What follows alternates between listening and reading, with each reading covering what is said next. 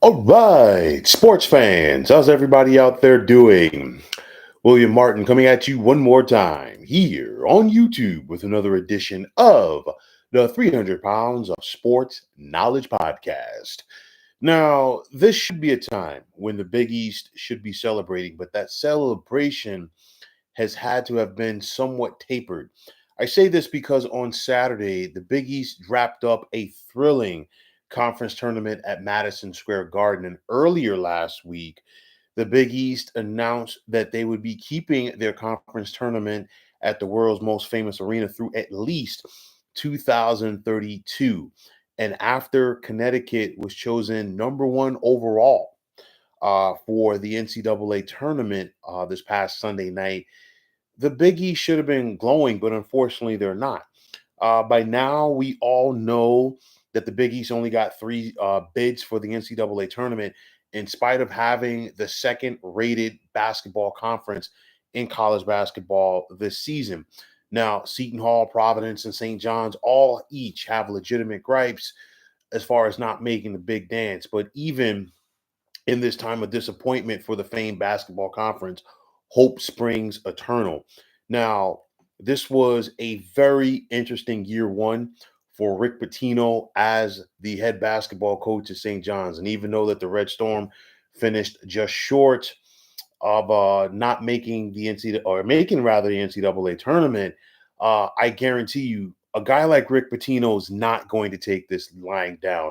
The transfer portal is already open. I'm sure St. John's is hard at work looking to upgrade their roster. And I guarantee you, between the transfer portal, recruiting, and Rick Pitino's flat out ability to coach and motivate, the committee will not have a choice. They're going to have to put the Johnnies into the field of 68 rather, next season.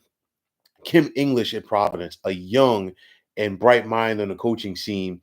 And you know what? He's going to do some big things with the Friars. He's going to do some big things in college basketball. And I think the same could be said for Shaheen Holloway with what he is building for the Seton Hall Pirates. So, one question is, why didn't the Big East get the respect that it deserves? For me, it's one of those where I just feel like they just got overlooked and it's not good. And I'm not condoning it.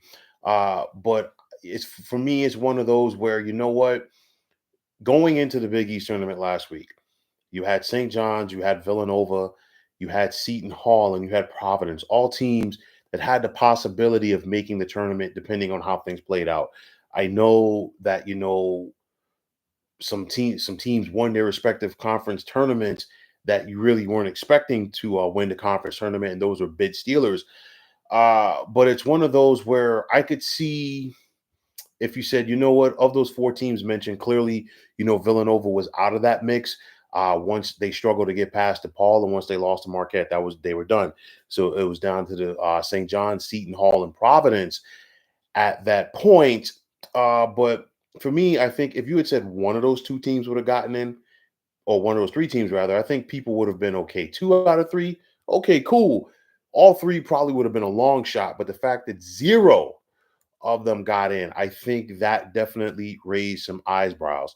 But nonetheless, you look at it, you're hearing excuses from different angles on this scenario. One excuse that is being used is the Georgetown and DePaul factor. Of course, DePaul was one of the worst basketball programs in the nation this year, and DePaul basketball they've practically been bringing up the rear in the Big East now for quite some time. I think the one thing that is helping DePaul remain in that conference is the fact that hey, they bring with them the Chicago market, and that is big for the Big East as far as their television contracts go. Nonetheless, DePaul didn't win a game within the Big East. They only won three games all season. And for Georgetown, the only two games that they won this season were when they beat DePaul. So you can use that as an excuse. I get it. Everybody has bad teams, but at the end of the day, for the most part, the teams in the Big East, they kind of got penalized for beating each other up. And like I've talked about it before, and I said it the other day, this is a legit conference. And like I said, it's a conference of coaches. And you go back to the original Big East of the 1980s, that league was also built on the coaches. And the new Big East, you could say the same thing. But on the flip side, um, you look at the success of this league, three national championships since 2016. And to this day, maybe it changes this year. We don't know. But the Big East is the only league to send three schools to the Final Four in the same year. It happened back in '85 with St. John's, Georgetown, and Villanova. And of course, Georgetown and Villanova met in that infamous national championship game, which saw the Wildcats upset top seeded Georgetown. And on top of that, to this day, the Big East is the only league in college basketball that had three number one seeds in the same NCAA tournament. Back in 2009, we saw Louisville, Connecticut, and Pitt all earned one seeds that year. A new television deal looks like it's going to be on the horizon for the Big East, which is going to help them going forward. It's one of those. Fox has been with the new Big East since they split more than a little bit more than a decade ago, and this appears to be a marriage made in heaven. Fox has done a good job marketing the Big East, showing a lot of their games, if not on Fox, also on FS1 as well as FS2. The Big East tournament continues to be a popular event in college basketball, a popular event in New York City. And it's one of those where I think that the extension, rather with Madison Square Garden and the Big East was big for both parties because you think about it, the Big East tournament has been at the Garden now since 1983. So when this contract extension goes through, that ensures that it's going to be there for 50 years. And the folks at MSG say, you know what, this tournament is not going anywhere. They're loyal to the Big East, and the Big East is loyal to them. You remember a few years ago when the Big Ten tried to butt in and get their tournament at Madison Square Garden. They were successful in doing it, but MSG said, you know what, we're not kicking the Big East out of those slots. The Big Ten had to take an earlier week. Thus, their teams had, extra time off. They were very rusty. And of course, if you remember that specific tournament, that NCAA tournament, rather, things were not good for the Big Ten. So I'll look at it like this. I talked about this a couple of months ago. I'll bring it up again. Should the Big East look to expand? For me, yes and no. They're right there at 11. Everybody's on the same page. If the Big East really wanted to, and if it was something that maybe the networks such as Fox and CBS, because the Big East does have a deal with CBS as well. Sometimes during the week, you see their games on the CBS Sports Network. But nonetheless, the Big East looks like they're rolling at 11 now. If they wanted to, I think the powers that be that control the Big East, of course, school presidents and chancellors, if they did it, it would have to be another big player on the basketball scene and also a basketball only school. Of course, Connecticut is the only football school in the Big East, and they are currently a football independent. But nonetheless, I talked about Dayton before. I talked about maybe a Loyola of Chicago before. I mentioned a Gonzaga, which could be a reach based on where they are geographically, but also maybe a Wichita State. I mean, the Shockers, once upon a time, were in the Missouri Valley with the likes of Creighton. They did have success. We saw Wichita State under former head coach Greg Marshall get to the Final Four. But nonetheless, they've been a fish out of water since going to the American Athletic Conference, and they just seem to be languishing. Maybe they come out of that. We don't know. I'm just throwing it out there. But I think it's up to the Big East. If they really wanted to push it, I think they would go for a high quality basketball program, maybe like a Dayton. It's just up to them. But it's also, I think the Big East, they're going to put their collective, juices together as far as the minds go that operate this league. And they're going to say, you know what, we're not going to be embarrassed like this again. I think these schools are going to go out there and recruit the transfer portal hard because now we are seeing in college basketball that the transfer portal is almost, if not more important than recruiting the high school kids because you can get things turned around very quickly. Connecticut is back to being a national power under Dan Hurley. Greg McDermott continues to get it done at Creighton. We know what Shaka Smart can do at Marquette. Like I said, the committee's not going to have a choice but to put St. John's in the field next year. Providence is always a gritty program. What's going to come of Villanova with Kyle Neptune, we got to wait and see. And then, of course, I mentioned Shaheen Holloway. I don't envision Georgetown having as bad a year next year under Ed Cooley as he looks to get his program established right there. And I could just go right down the list. DePaul just brought in Chris Holtman, the former Butler coach, the former Ohio State coach. You also got Thad Matta at Butler, and you also have Sean Miller at Xavier. So once again, this conference is going to be very formidable. And I think that everybody involved is going to be hard at work saying not on our watch once again. So I look at it like this for the Big East.